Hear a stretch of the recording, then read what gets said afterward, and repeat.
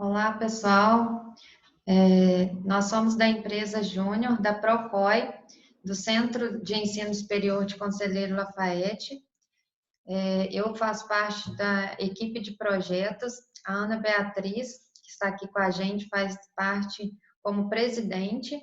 E hoje nós temos como convidada a doutora Ana Luísa Pereira de Souza, que atua como médica na cidade de Lavras e na cidade de Ingaí, no sul de Minas.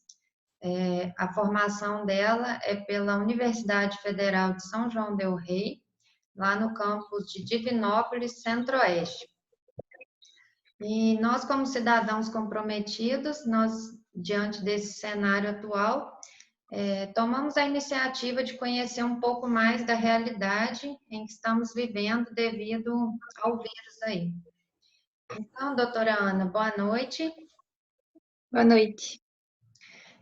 Eu gostaria que você falasse um pouco para a gente, né, sobre esse cenário atual, como tem sido visto aí pela medicina, como tem sido a atuação, os sintomas. Certo. Vamos lá. O coronavírus, na verdade, é um tipo viral que já circula há muito tempo entre nós. Esse é um vírus mutado, né? Um novo vírus que começou a circular entre humanos, na China em novembro passado e tem trazido graves consequências aí, como todo mundo já viu na mídia, né? Às vezes vai ficar um pouco repetitivo o que eu vou falar, porque todo mundo já ouviu muita coisa, mas a gente sempre tenta acrescentar um pouquinho, né? Bom, os sintomas principais da doença causada pelo novo coronavírus são os sintomas que a gente já conhece das síndromes gripais, como a gente teve são parecidos, né? Como a gente teve da influenza alguns anos atrás, do H1N1, a influenza que circula entre a gente sempre. Os sintomas mais relevantes são febre, tosse, mialgia, né, que é dor no corpo, artralgia, dor nas juntas, fadiga, tudo isso que a gente já está acostumado. Rinorreia, nariz escorrendo, dor de garganta, às vezes pode ter falta de ar, expectoração, dor de cabeça. E aí o coronavírus ele tem algumas peculiaridades, digamos assim, que em alguns pacientes ele pode causar sintomas no trato gastrointestinal, que são náuseas, vômito, diarreia.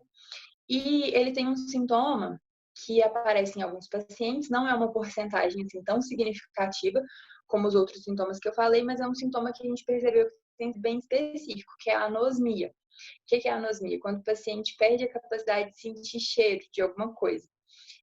Tem sido um sintoma assim, muito específico que a gente observou no novo coronavírus. Esses sintomas podem ser desde uma síndrome gripal leve até uma SARA, que a gente chama, que é uma síndrome respiratória aguda grave.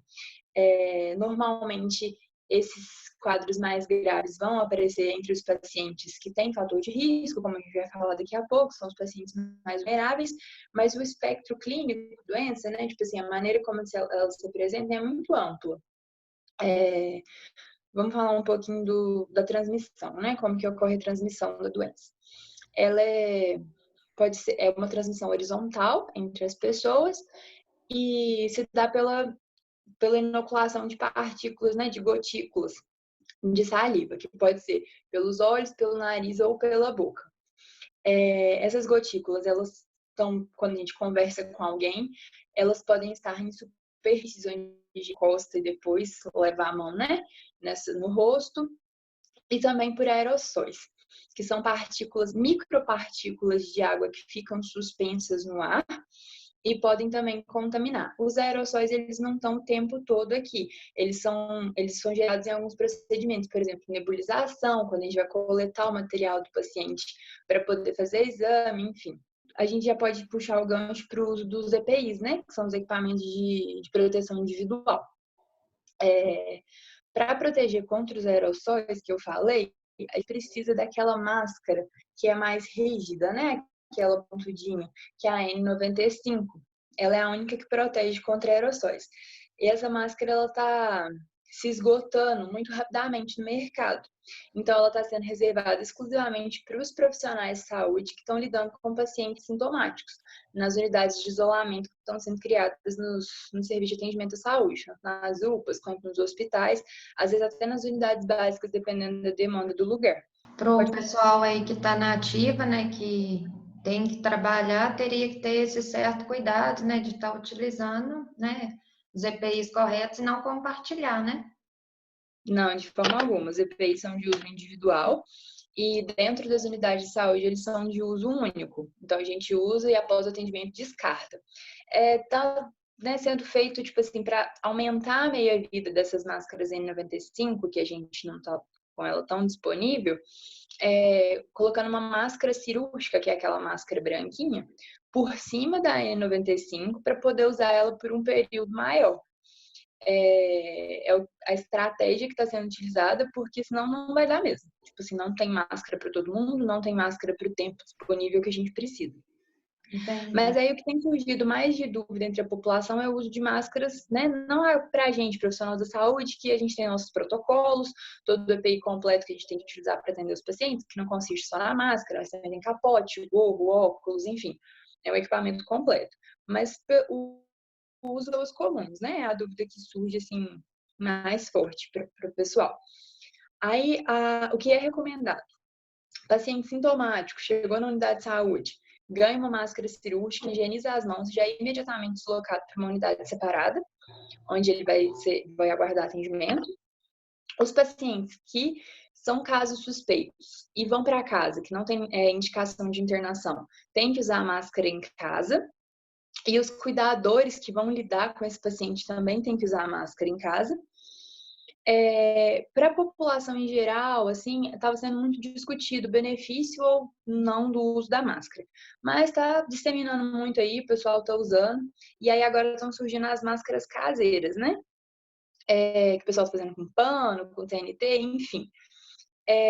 Alguns estudos mostraram que elas têm um certo benefício, sim, porque elas servem como uma barreira para a emissão de gotículas, então tem sido eficaz, mas aí a gente tem que ter atenção a algumas coisas. Como os poros de pano, né, não são muito pequenos, são os poros maiores, essas máscaras elas têm que ser usadas por no máximo 2 horas, tem que ser com um pano mais grosso ou com 2 camadas de pano, tem que cobrir toda essa região. E ela não pode ser compartilhada mesmo depois de lavada. Por exemplo, cada pessoa que for utilizar esse tipo de máscara tem que ter mais de uma, porque se tem uma máscara de pano, usou por 2 horas, tem que colocar de molho em água, com água sanitária, por 30 minutos, depois lavar, para depois usar de novo. Então, é ideal que cada pessoa tenha mais de uma e não compartilhe nem depois de lavada. Essas máscaras caseiras. E uma dúvida que sempre surge, né? Quando que a pessoa deve procurar realmente um atendimento? Sim, claro. A gente tem orientado os pacientes a evitar ao máximo comparecer de forma desnecessária no estabelecimento de saúde, porque tá ficando cheio, né? E, tipo assim, é um ambiente de risco, né? Então a gente não deve ficar indo se não tiver necessidade. E quando que a gente tem necessidade de procurar o atendimento? Quando a gente estiver apresentando alguns sintomas mais graves. Tem todos aqueles sintomas mais leves que eu falei lá no início, mas, por exemplo, se você tem uma febre persistente, a febre no corona a gente considera sempre acima de 37,8, viu? Só para pontuar. Se você tem uma febre que não cessa ou que está aumentando por mais de 3 dias, se você tem dificuldade para respirar, se os pulsos estão ficando muito rápidos e fininhos, se você tem cianose de extremidade, é mais raro, isso já é um pouco, né, da doença um pouquinho mais avançada, mas se você tem a unha fica roxinha, lábio tá ficando roxinho, tem que procurar atendimento. E qualquer dificuldade para respirar, né? O desconforto respiratório, a gente chama. Respirando muito rápido, muitas vezes por minuto, ou tendo que respirar muito fundo para conseguir ar, todos esses sintomas são indicação de procurar atendimento médico. No caso dos sintomas leves, a gente não recomenda a automedicação, mas nesses casos, o uso do antitérmico em casa, da hidratação e do repouso está assim indicado, e se não houver nenhuma piora dos sintomas, se mantém. Entendi. E a questão do tratamento, como que funciona quando né? Tem essa incidência, como que acontece? Bom, tem as unidades de saúde estão adotando protocolos, né, fluxogramas a serem seguidos. Então, de acordo com a clínica do seu paciente, você vai tratar. Lembra que eu falei que os sintomas podem ser desde muito leves até graves? Então, você vai tratar de acordo com o que seu paciente está apresentando. Se ele tiver os sintomas leves, ele vai para casa, vai ficar isolado por 14 dias, vai assinar um termo de responsabilidade de isolamento domiciliar e tudo mais, e vai com uma prescrição de sintomáticos que a gente fala, que é hidratação, repouso, remédio à febre para dor e as orientações gerais se necessidade de retorno. Se o paciente tiver sintomas mais graves, como, por exemplo, desconforto respiratório, insuficiência respiratória, estiver saturando mal, tiver uma febre persistente, como eu falei, febre, se não estiver cessando de forma alguma com antitérmico, ele tem indicação de ficar no hospital. Mas o tratamento também é o suporte clínico. Por exemplo, o paciente está com dificuldade para respirar, a gente vai fornecer O2, né, oxigênio. A intubação orotraqueal precoce, né, que é o uso de tubo mesmo, tubar o paciente, tem sido muito indicado em pacientes que apresentam desconforto respiratório mais grave, para evitar que evolua com muita rapidez. Então, você vai dar sempre esse suporte clínico para o seu paciente, que as infecções virais né, são isso que elas exigem da gente.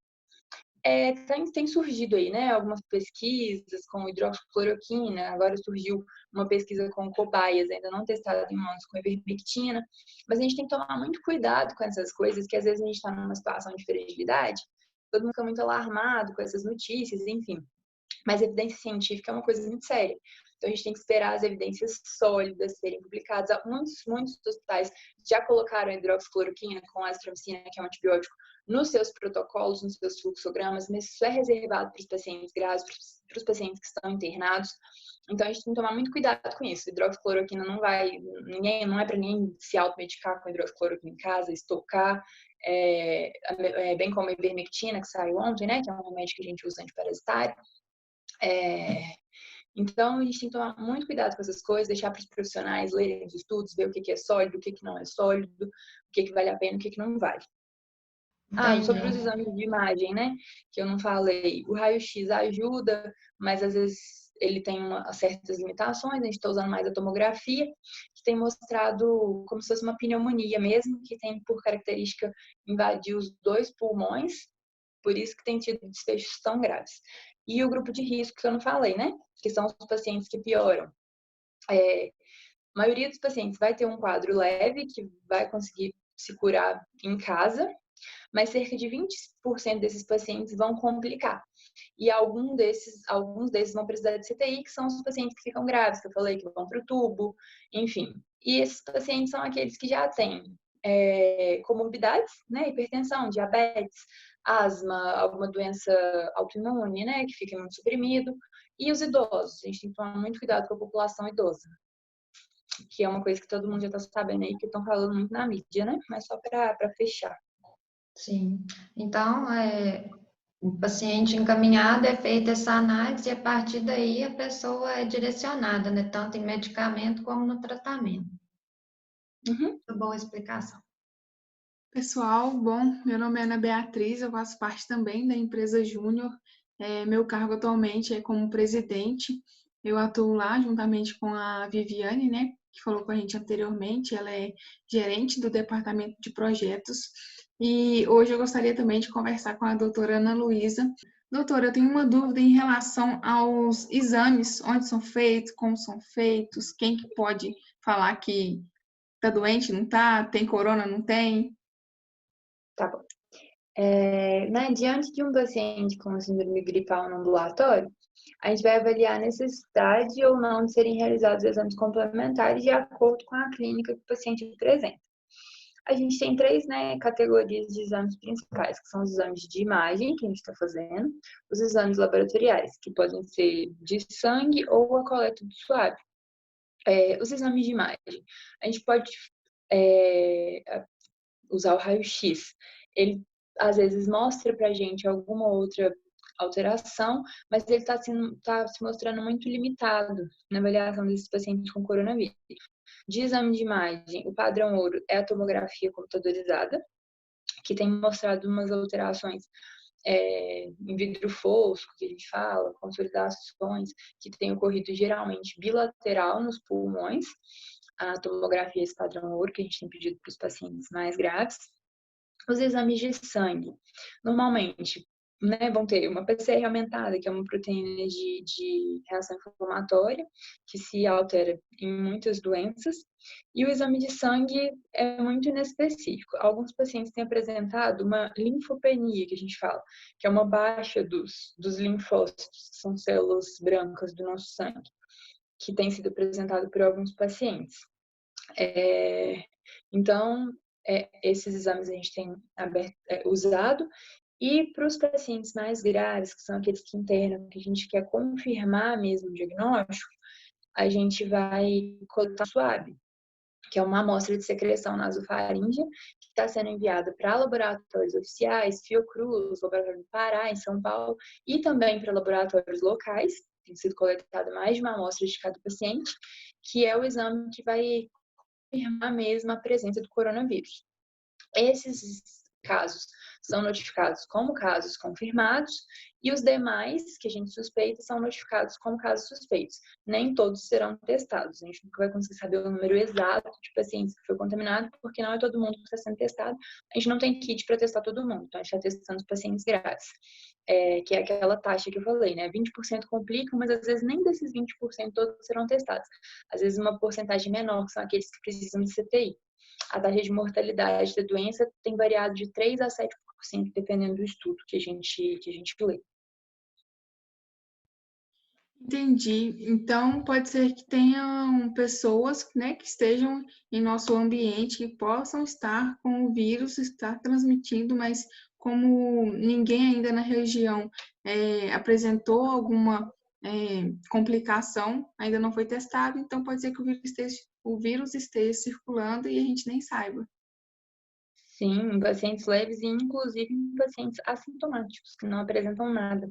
Tem gente que contamina e não tem clínica e já está transmitindo. Às vezes a clínica vai se manifestar depois ou pode até não se manifestar. Minha dúvida principal é em relação ao isolamento social, doutora. Em relação à eficácia, como que seria, o que a senhora pode nos falar em relação ao isolamento social mesmo? Boa noite, né? Boa noite. O isolamento social é a principal medida de prevenção que tem sido adotada no mundo inteiro e é a que se mostrou mais eficaz até o momento. Bem como o uso dos EPIs, que eu falei anteriormente, né? Eu esqueci de falar, só pontuar que o uso de EPI sozinho não resolve nada, né? A gente tem que lembrar de lavar a mão, da tirar a tosse, que a gente não pode tossir assim, a gente tossir assim. Enfim, todas essas coisas. Evitar contato, distância sempre de 1,5 m a 2 metros das outras pessoas, essas coisas. Usar sua máscara não resolve nada. Mas, enfim, aí eu só puxei esse gancho porque isolamento social é uma medida de prevenção de uma disseminação descontrolada do vírus. Todo mundo já deve ter visto na mídia em algum momento falarem da tal da curva, né? Que a gente tem o início da contaminação, é uma curva que vai subindo, vai alcançar um pico, depois começa a cair o número de casos. E o isolamento social que a gente busca é achatar essa curva. As pessoas vão contaminar, o vírus vai continuar circulando. A gente não quer que todo mundo contamine de uma vez, para não saturar o sistema de saúde, não acabar com todos os nossos leitos, e a gente não ter como tratar as pessoas, né? Então, o isolamento social é sim eficaz. Eu sei que vem um monte de coisa por trás disso, econômico, tá todo mundo levantando, né? Mas a gente precisa, não tem jeito, porque o problema econômico vai ser muito grande também se a gente tiver um colapso do sistema de saúde. Isso é óbvio. A gente precisa que menos pessoas estejam contaminadas ao mesmo tempo para a gente conseguir tratar todo mundo. Sobre a situação econômica, eu não tenho conhecimento, né, para poder falar disso. Sei que o governo está tomando algumas medidas de auxílio social, de salário, congelamento, enfim, Não sei dizer o quanto isso vai ser eficaz ou não, mas no momento, do ponto de vista de saúde pública, é o que a gente precisa. Entendi. Ótimo. E, né, a gente ficando em isolamento social, às vezes a gente costuma se perder com nossos pensamentos, porque a gente fica sozinho, a gente se perde, assim, com o que está acontecendo lá fora, o que está acontecendo nos hospitais, o que está acontecendo no mundo, a gente começa a assistir muito jornal e começa a ver muita notícia. Eu acho que isso pode afetar muito nossa saúde mental. Então, a senhora poderia, né, conversar um pouco com a gente sobre essa questão? Sim, sim, claro. Esse é um ponto até que tem sido muito discutido entre os médicos, porque estão aumentando muito os pacientes que chegam buscando atendimento por conta de crise de ansiedade, crise de pânico. É, as comorbidades psiquiátricas não são em si um fator de risco, né, para o coronavírus, como eu falei dos pacientes que são grupo de risco, mas eles são grupo de risco para o isolamento, que às vezes os pacientes não lidam bem com o isolamento e até diagnósticos novos de transtorno de ansiedade estão sendo feitos.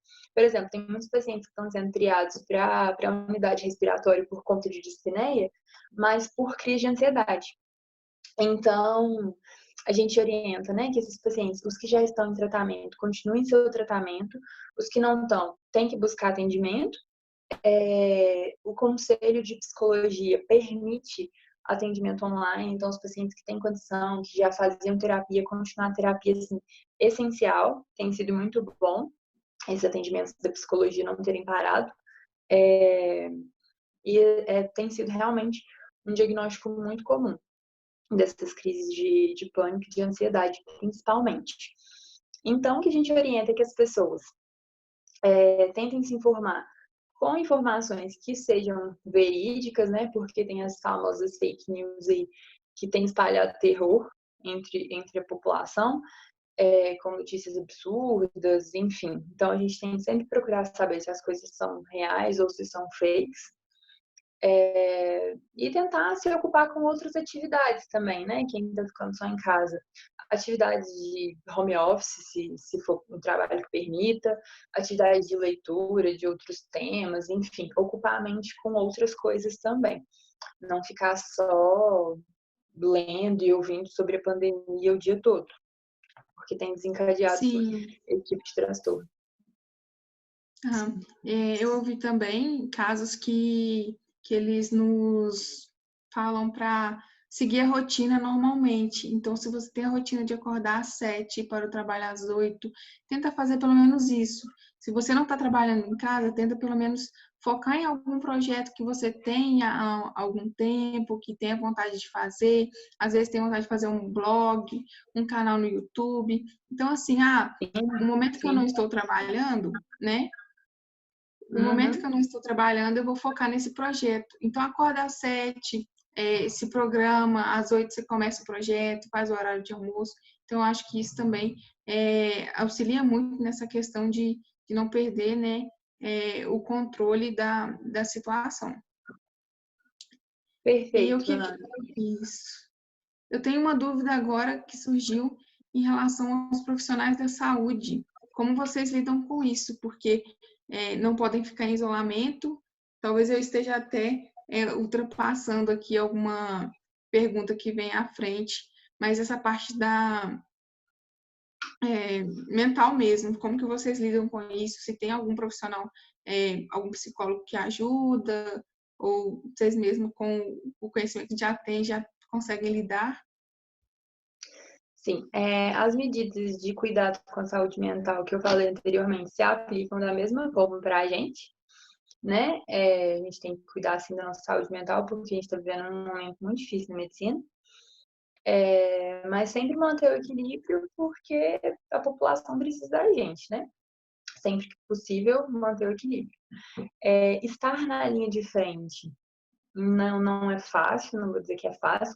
Por enquanto, a gente ainda não entrou numa situação muito catastrófica como a gente vê em outros países. Mas no momento que as unidades de urgência estiverem realmente cheias, enfim, a gente vai ter dificuldade para lidar com isso. Mas os protocolos estão sendo criados para a gente seguir, para a gente não se perder, né, no meio do caminho, isso é muito importante. Mas os cuidados devem ser aplicados a todos, médicos, enfermeiros, fisioterapeutas, né, que são muito utilizados nos CTIs, aí, nas unidades respiratórias, técnicos de enfermagem que estão assim, muito próximo ao paciente o tempo todo. Então, às vezes, tem uma carga muito grande também. Então, nós temos que, né, ter jornadas de trabalho justas, enfim. Tudo isso tem sido estudado para ser cumprido da melhor maneira possível. E, doutora, como que está a situação atualmente no Brasil? Os casos estão começando, né, a aparecer de uma forma mais acelerada nesse momento. Tem alguns estados que já entraram naquele processo de crescimento um pouquinho mais acentuado da curva, que é a proliferação descontrolada dos casos. São Paulo, Ceará, Amazonas e, salvo engano, Distrito Federal. A gente aqui em Minas ainda não chegou nesse ponto. O pico está previsto para o final agora do mês de abril, início do mês de maio, mas assim, isso é uma data que tem mudado, às vezes está sendo um pouquinho postergada por causa do isolamento social, né? Mas tem alguns municípios que já, né, a partir da semana que vem, já vão começar a flexibilizar esse isolamento só para o grupo de risco, começando a funcionar comércio, enfim, então a gente tem que ver como que isso vai se comportar. Essa situação depende muito das medidas de prevenção que forem tomadas. Enfim, né, do cuidado das pessoas, do isolamento social, da capacidade do serviço de saúde. Então, a gente aqui em Minas ainda não está nessa fase da curva, alguns estados brasileiros já estão, e a gente está vendo que a situação lá não está fácil. Foi decretado estado de calamidade pública até o fim do ano no país. E a gente tem que evitar, né, fazer a nossa parte. Se cada um fizer a sua parte, os danos podem ser menores. Mas é tudo muito novo, não tem muita evidência científica sólida de nada, a gente não sabe como isso vai se comportar. Então, a gente está aguardando, as previsões têm sido feitas pelos, né, por universidades, têm sido estudados por pessoas competentes. Então, a gente está com essa previsão de pico aí para o final do mês. E para isso se resolver, ainda não tem uma data muito bem específica, tipo assim, né, daqui a quanto tempo que a gente vai poder voltar à vida 100% normal, que isso vai ter acabado. Não tem uma previsão específica para isso. O estado de calamidade só termina oficialmente em dezembro, mas a gente espera que antes disso a situação já esteja sob controle, com as projeções que têm sido feitas aí. Mas a gente tá tudo um pouco incerto ainda, né? Entendi. Ana Beatriz, gostaria de saber de mais algum tópico, né, que seria interessante? Sim, eu gostaria de conversar um pouco com a doutora novamente sobre essa questão do profissional da saúde na linha de frente. Eu queria saber também, doutora, em relação à família, talvez, né, as pessoas com quem os profissionais convivam estejam assim preocupados em ficar perto, em meio que ficar na mesma casa, porque realmente vocês têm contato direto. Igual a gente, eu, por exemplo, eu não sei se eu tenho, né, o contato direto com alguém, mas a gente fica um pouco mais tranquilo dentro de casa. E vocês que já sabem que tem o contato direto, e aí vão para casa, e o pessoal já sabe que tem o contato direto com quem já teve contato. Como que está funcionando aí essa questão do profissional da saúde na linha de frente? Claro que a gente fica receoso, né, de ser uma fonte de contaminação para os nossos familiares. Muitos colegas que têm grupo de risco na família estão ficando em hotéis, em pensões, e a gente passando muito mais tempo no hospital para evitar esse contato mesmo com os familiares, que é uma situação muito difícil, né? Não estão visitando, às vezes, pais, avós, mantendo esse distanciamento mesmo. E por ser essa fonte de contaminação. Ah, sim. E os médicos estão adoecendo. Tem muito colega que está doente, tem colega que está internado, tem colega que está grave, que está em CTI, porque eu falei, a maioria dos pacientes que complicam são de grupo de risco, tem comorbidade, mas não só, né? Tem alguma porcentagem dos pacientes que complicam que são pacientes mais jovens, talvez sem tantas comorbidades. Então, a gente tem que tomar o máximo de cuidado mesmo, usar os EPIs,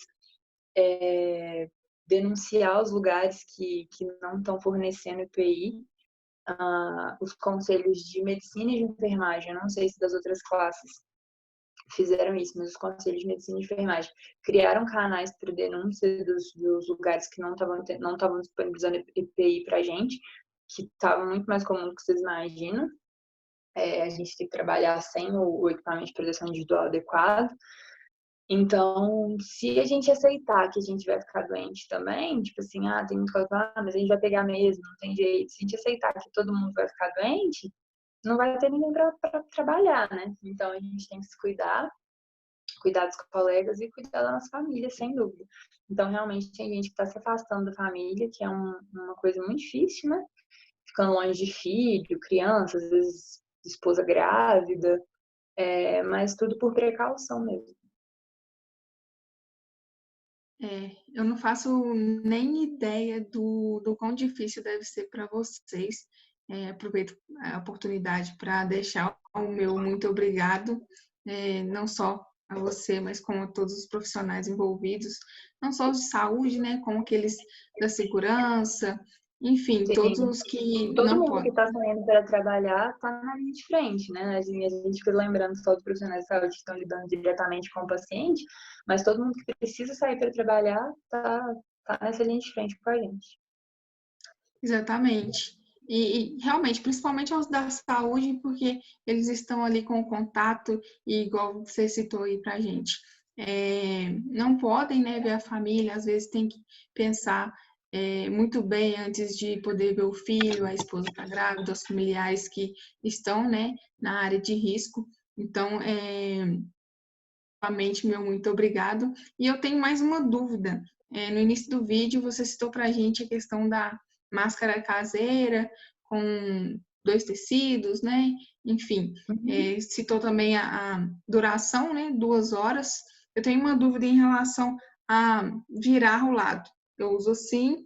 Se eu mesmo usar, eu vejo que meu horário de serviço são 4 horas antes do almoço e 4 horas depois, mais ou menos, né? Então, eu coloco 2 horas na parte da manhã, eu viro ela, deixo mais 2. Pode, não pode? Não pode.